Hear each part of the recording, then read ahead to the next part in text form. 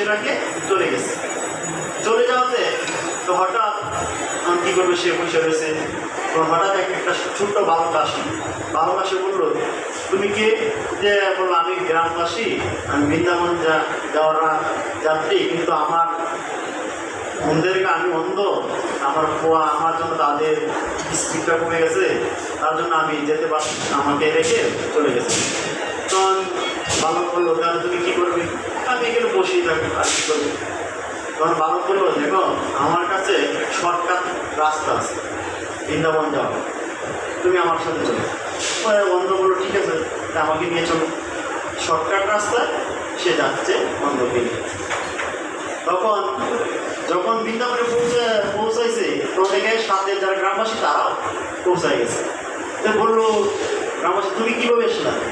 বললো যে আমার একটা ছোট বাচ্চা আমাকে বললো বৃন্দাবনে যাবো, যে আমার শর্টকাট রাস্তা আছে, আমার শর্টকাট রাস্তায় উনি নিয়ে আসছে। তো সেই শর্টকাট রাস্তাটা কে নিয়ে আসছে? ভগবান কৃষ্ণ স্বয়ং। যে ভগবান স্থান, কাল এবং সময় সব কিছু কে নিয়ন্ত্রণ করে? ভগবান। যে আপনার এখানে ওই হরিকথা শুনতে আছে, ঠিক আছে, কাল, ঠিক আছে, কে নিয়ন্ত্রণ করে? ভগবান। অনেক ভাগ্যবান, ভাগ্যবতী যারা ভগবানের কথা শ্রবণ করে, খুব ভাগ্যবান। ভাগ্যবতী না হলে ভগবানের কথা শ্রবণ করতে পারে না। আমরা কত জন্মের ভাগ্য করাতে এই মন্দিরে, কোথায়?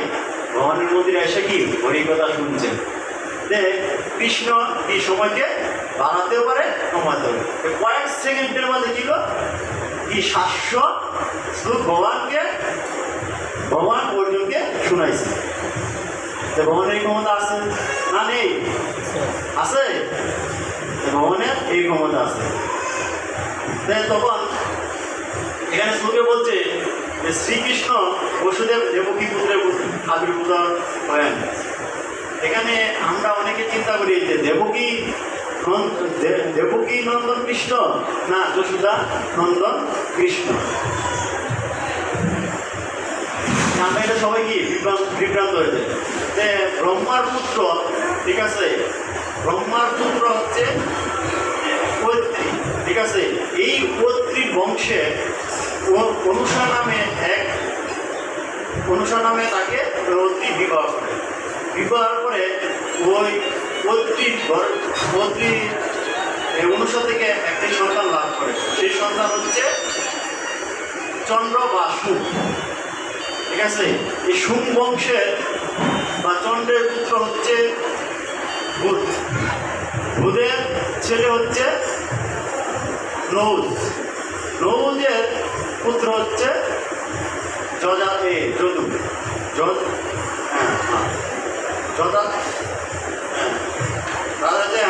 নৌজের পরে হচ্ছে যজাতি। যজাতির পুত্র হচ্ছে যদু। সেই যদু বংশের, ঠিক আছে, একজন রাজা ছিল অত্যন্ত ধার্মিক, ঠিক আছে, সে হচ্ছে দেবমী। দেবমীর দুইটা বিবাহ করে। একটা হচ্ছে ক্ষত্রিয় বংশে, আর একটা হচ্ছে বৈশ্য বংশে বিবাহ করে। ওই দেবমী যে ক্ষত্রিয় বংশে বিবাহ করে, সেখানে সুরসেন নামে এক রাজা দেবমীর সন্তান হয়। সুরসেনের পুত্র হচ্ছে পর্জন্য। পর্জন্য হচ্ছে ওই সুরসেনের। পর্জন্য হচ্ছে বৈশ্য বংশে, না আগে সরি, সুরসেন বিবাহ করে। সুরসেনের পুত্র। তারপর আরেকটা বিবাহ করে বৈশ্য কন্যাকে। বৈশ্য কন্যাকে বিবাহ করার পরে ওইখান থেকে পুত্র সন্তান লাভ করে। পুত্র সন্তান লাভ করে 10টা পুত্র। 10টা সন্তান হচ্ছে, প্রথম সন্তান হচ্ছে বসুদেব, আর 5টি কন্যা। সেই কন্যাটা, প্রথম কন্যা হচ্ছে কুন্তী দেবী, আর হচ্ছে বসুদেব। এইদিকে, ঠিক আছে, যে বৈশ্য, ঠিক আছে, যে পর্জন্যের গর্ভে থেকে 5টা সন্তান উৎপন্ন হয়। সেই 5টা সন্তান হচ্ছে যদুবংশের, ঠিক আছে, যেটা আমরা বলি যদুবংশ। সেটা উপানন্দ, অভিনন্দ, নন্দ, সুনন্দা, সুনন্দ, নন্দন, এই পাঁচজন পুত্র হচ্ছে কি এই পর্জন্য। ভূপবংশের রাজা উপানন্দ কি করা হচ্ছে? উপানন্দ বললো, দেখো আমার নাম হচ্ছে উপানন্দ। উপায়ন মানে কি? অন্যকে সাহায্য করে। নন্দ সবচেয়ে কি ক্ষমতাশালী এবং দক্ষ, ঠিক আছে, তার অনেক জ্ঞান বুদ্ধি আছে, তাকে ঠিক আছে তাকে এই সিংহাসনে বসানোর উপযুক্ত মনে করি। নন্দ মহারাজকে এগুলো এই ভূপবংশের রাজা করে দেয়। তখন যখন রাজা করে দেয়, ঠিক আছে, রাজা করার পরে দেখলো যে রাজার তো কোনো সন্তান নেই, অনেকদিন তাদের কি হয়েছে, কোনো সন্তান নেই। তখন উপানন্দ ভাবলো যে যশোদামায়ের বাসুর ভাবলো যে একটা যজ্ঞ করা দরকার। সে একটা যজ্ঞ করলো, সবাই মিলে, তারা 5 ভাই মিলে একটা যজ্ঞ করলো। যজ্ঞ করাতে ঠিক আছে তারা অনেক খুশি হইল, আনন্দ হইল। তখন তারা স্বপ্নে দেখে যে সেদিন খুব একটা সুন্দর ফুটফুটে, ঠিক আছে, চোখটি খুব বড় বড়, চোখগুলো টানা টানা, ঠিক আছে, শ্যাম সুন্দর, অনেক সুন্দর দেখতে। তখন তার স্বপ্নে দেখে তাদের বয়ে যশোদামায়ের বুকে আপনার এই বরাবরই আছে। আর এইদিকে নন্দ মহারাজ ঠিক সে এরকম স্বপ্নে দেখে খুব সুন্দর টানা টানা চোখ দুটি, ঠিক আছে, শ্যামবর্ণ, অনেক সুন্দর দেখতে, মুখ করা হাসি দেখে হঠাৎ ঘুম ভেঙে গেল। ঘুম ভেঙে তখন নন্দ মহারাজ জিজ্ঞেস করলো যে আমি একটা কিন্তু স্বপ্ন দেখলাম। তখন এই যশোদামাও বললো, হ্যাঁ আমি একটা স্বপ্ন দেখছি, আমি বলি নাই যে কিছু ভয়ে বলিনি। বললো যে আমরা স্বপ্নে দেখলাম যে অনেক বড় বড় চোখ টানা টানা, খুব সুন্দর মুখ করা হাসি, ঠিক আছে, তাকে দেখে খুব আনন্দ যে আমাদের আমার ফুলে আস্তে আস্তে বরাবরই কথা আছে, এরকম দেখে তার স্বপ্ন। তখন আবার বললো এখন আমাদের কী করা উচিত? নন্দ মহারাজ বললেন যে যশোদামাকে যে এখন আমাদের কি যশোদামার কাছে আমার দ্বাদশী করা দরকার। তারা দ্বাদশী ব্রত পালন করলো। পালন করার পরে এদিন আবার স্বপ্নে দেখলো যে হে নন্দ মহারাজ, হে যশোদা রানী, যে তোমরা আমাকে যে স্বপ্নে যে রূপ দেখছো, ঠিক আছে, সেই রূপে আমি তোমাদের পুত্র রূপে আসবো। তোমরা আগের জন্মে ধরা এবং ধ্রুন নামে ছিল, তোমরা অনেক কঠোর তপস্যা করছিলাম। কঠোর তপস্যাতে তোমরা আমাদের কাছে পাঠানো হচ্ছে আমি যেন তোমাদের পুত্র রূপে আসি। তখন নন্দ মহারাজ, ঠিক আছে, এই স্বপ্নে দেখলো, এই দেবকী নন্দ যশোদামা একই স্বপ্নে দেখলো। তখন বললো স্বপ্ন আবার ভেঙে গেছে, ভেঙে কী করা দরকার? চলো আমরা এখন যে স্বপ্ন দেখছি, যদি আমরা ঘুমিয়ে যাই আমার তাহলে স্বপ্ন ভঙ্গ করে দিল, চলো আমরা যমুনায় গিয়ে কি স্নান করে আসি। তখন সবাই গেছে যমুনায়। তখন যমুনায় গিয়ে স্নান করবো, স্নান করার পরে দান করবো। দান করবো কাকে? দেবতা চিন্তা করলো নন্দ মহারাজ তো অনেক দান করবো, তো দান কি গ্রহণ করবো? সব দেবদেবীরা যত আসলো সবাই এসে যমুনাদের দ্বারা এসেছে, ঠিক আছে, দান গ্রহণ করবো। তখন স্নান করা ওঠার পরে তারা কাপড় চোপড় করে দান করে আসছে, দেখে অনেক সুন্দর সুন্দর রমণীরা, ঠিক আছে, দাঁড়িয়ে আছে দান গ্রহণ করতে, তারাও হাসি মুখে দান করতেছে। এইভাবে দান করাতে, ঠিক আছে, তো হঠাৎ রাস্তায় সুনন্দ আর নন্দন, ঠিক আছে, যে দাদা বৌদি তোমরা স্নান করতে গেলে তো সময় লাগতেছে, এখন আসে না, যে বাড়িতে একজন অতিথি আসছে, অতিথিরা হচ্ছে পূর্ণমাসী, ঠিক আছে, সন্ন্যাসিনী, সে তার নাতিকে মধুমঙ্গলকে নিয়ে আসছে। তখন রাস্তায় যাচ্ছে, তখন তাদের সাথে দেখলো দাদা ওদের প্রণাম করলো। প্রণাম করে বললো যে আমাদের বাড়িতে তো একজন সন্ন্যাসিনী আসছে, ঠিক আছে, আর একজন তার নাতিকে নিয়ে আসছে, চলো তাড়াতাড়ি চলো। তো তাড়াতাড়ি যাচ্ছে, যাওয়ার পরে দেখে কি এই যে সন্ন্যাসিনী যে পূর্ণমাসী আর তার নাতি যে মধুমঙ্গল। তখন সন্ন্যাসিনীর পাও ধুতো করলো, ধুতো করার পরে বাড়ির চারদিকে ছিটিয়ে দিল, মাথায় দিল, কান করলো, ঠিক আছে, তারা এভাবে করল। তখন উপানন্দ আর অভিনন্দ জিজ্ঞেস করলো যে আমাদের কোনো কোনো সুমঙ্গল কিছু দেখতে পাচ্ছেন? হ্যাঁ, তখন পূর্ণমাসী বললো, হ্যাঁ আমি দেখতে পাচ্ছি খুব সুমঙ্গল। শীঘ্রই এই গৃহে একটা ফুটফুটে সুন্দর, চোখ দুটি টানা টানা, ঠিক আছে, মুখ ভরা হাসি, বৎসর, ঠিক আছে, শ্যামবর্ণ এই একজন বাচ্চাতে এখানে জন্ম দিবে। তখন তারা খুব আনন্দে, ঠিক আছে, তখন পূর্ণমাসীকে একটা যমুনাথীর একটা কুটির বেঁধে দিল যে আপনি এখানে থাকেন। এইদিকে পর্দা বন্ধ হলো একটা, আরেকটা পর্দা চালু হবে যে এইদিকে যে আপনি সুরসেন, ঠিক আছে,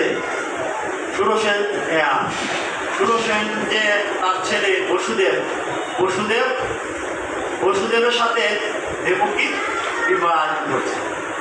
উগ্রসেনকে কংসকে হলো উগ্রসেনকে বন্দি করে সে ওইখানে কি রাজা হয়ে গেল, মন্ত্রা রাজা হয়ে গেল। তখন উগ্রসেনকে বন্দি করে মন্ত্রা রাজা কংস হল। কংস কিন্তু খুব দেবকে খুব ভালোবাসত, ঠিক আছে, তার আপন বোন না, পুরাতন বোন, কিন্তু তারপর সে অনেক ভালোবাসত। যত বিয়ের আয়োজন ছিল, ঠিক আছে, জাঁকজমকভাবে করবো এবং কি যত খরচ খরচতা সব করবো সে। আবার প্ল্যান করছে যে আমার ভগ্নিকে আমি নিজে ঘোড়া চালিয়ে রথ চালিয়ে আমি নিয়ে যাব। যখন রথ চালিয়ে নিয়ে যাচ্ছে, হঠাৎ আকাশবাণী হয় যে এখানে সে উঠকে আসবে। তখন আকাশবাণী হয়, হে কংস, তুমি যাকে নিয়ে যাচ্ছ, ঠিক আছে, সে তার অষ্টম ঘরের সন্তান তোমার মৃত্যুর কারণ হবে। এইগুলো তিনবার বাণী শুনলো।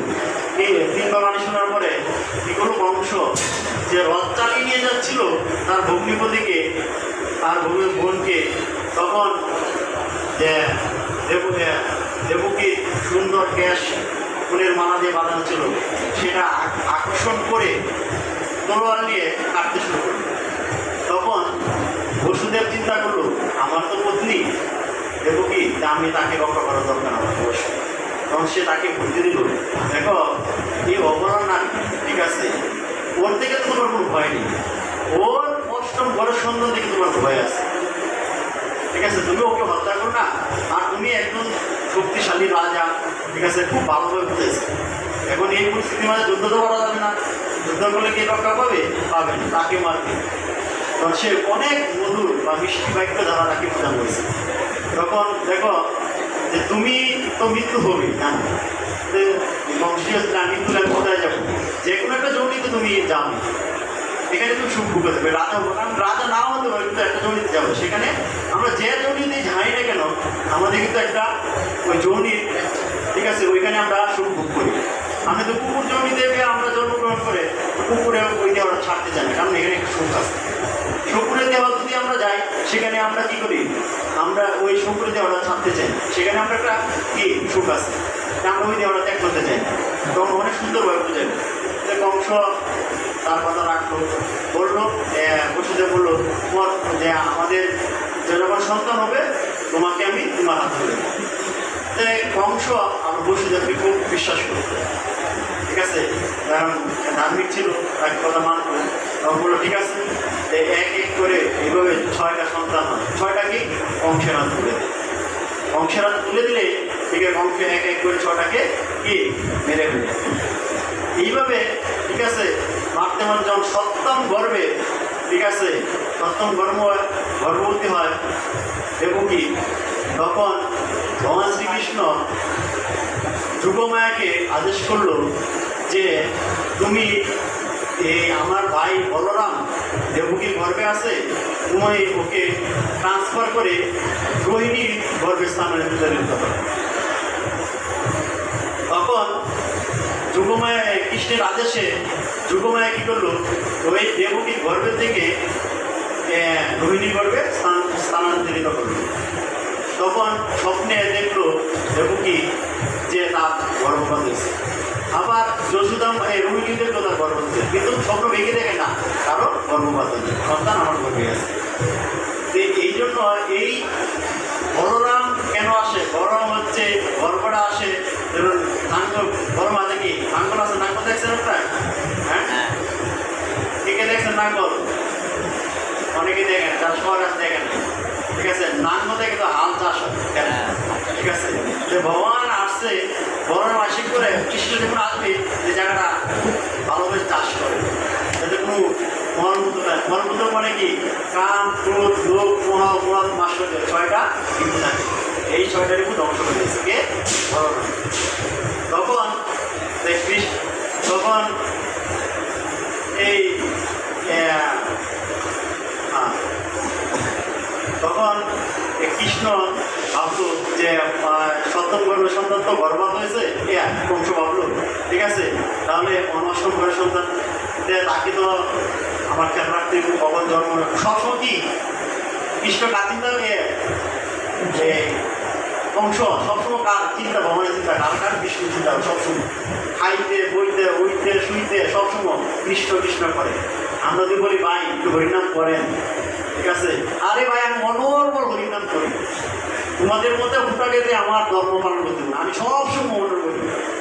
ঠিক আছে, হাতে বনি মুখে বনি সবসময় মনোর করি। কিন্তু দেখেন এখানে বংশ কিন্তু সবসময় আমার থেকে বেশি কি করে মনে চিন্তা করে, আমরাও তো চিন্তা করি না, কিন্তু তারপরে কি এই বংশ কি পশু। আমরা যতই ঠিক আছে বলি আমরা অনর্বর হরিনাম করি, মনে মনে খুব করি, কিন্তু শাস্ত্রের বিধি না বিধির না মেনে করি আমরা বংশ চিন্তা হচ্ছে কি শত্রু রূপে। ভালোবাসা দিয়ে করা রাখছে, ভালোবাসা না কেন দেব কি বসুদেব তার ভালোবাসা দিয়ে বহন রাখছে। তখন এইদিকে যে ভগবান আসবে তখন মন্ত্রীরা বলল, কংস তুমি খুব বুদ্ধিমান, কিন্তু মোটেও বুদ্ধিমান না। কেন বুদ্ধিমান না? দেখো দেবকী আর বসুদেবকে যদি তুমি আলাদা আলাদা ঘরে রাখো তাদের সন্তানই হবে না। কথা তো ঠিকই। তখন তার মন্ত্রীদের কথা শুনে সে কি আলাদা রাখো। তখন সময় হয়েছে যে ভগবান আসবে, তখন আলাদা আলাদা ঘরে রাখছে, কিন্তু রাখার পরে ঠিক আছে তখন একটা জ্যোতি, ঠিক আছে, একটা জ্যোতি এসে প্রথম বসুদেবের হৃদয়ে স্পষ্ট করার পরে কোথায় গেল দেবকী হৃদয়।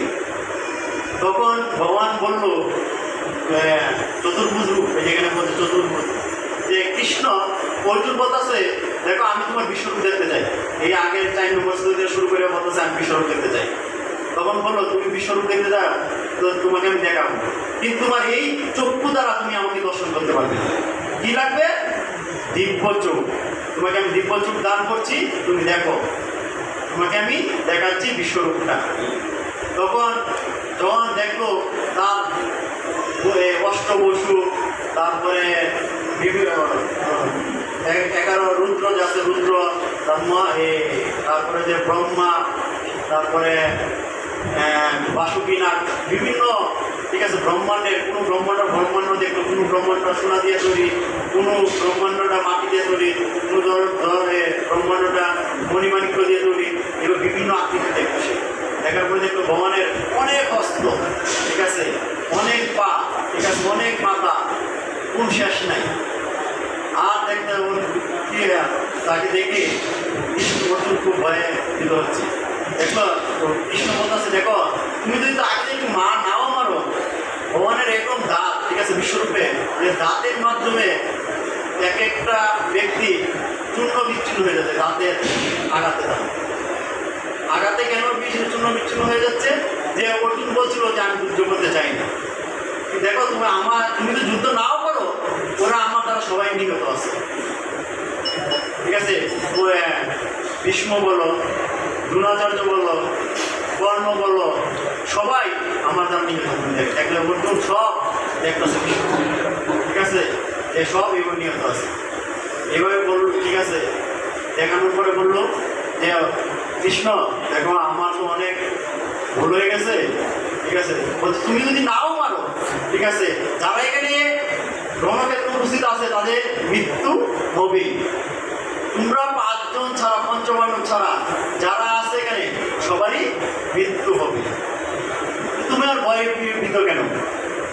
তাদের মৃত্যু হয়ে গেছে, কারণ তুমি সেই কি ক্রেডিটটা নিয়ে নিও, ঠিক আছে? তোমার নাম যদি দিতে হবে, তোমাকে আমি ক্রেডিটটা দিতে চাই। ভক্ত ভগবান কিন্তু নিজে ক্রেডিট নিতে চান, এবং আমাদের প্রভুপাত শিল প্রভুপাত, ঠিক আছে, শিল প্রভুপাতকে ক্রেডিটটা কে দিছে? ক্রেডিটটা দিছে ভগবান। 70 বছর বৃদ্ধ লোক কি একজন সারা বিশ্বে, ঠিক আছে, হরিনাম প্রচার করা সম্ভব?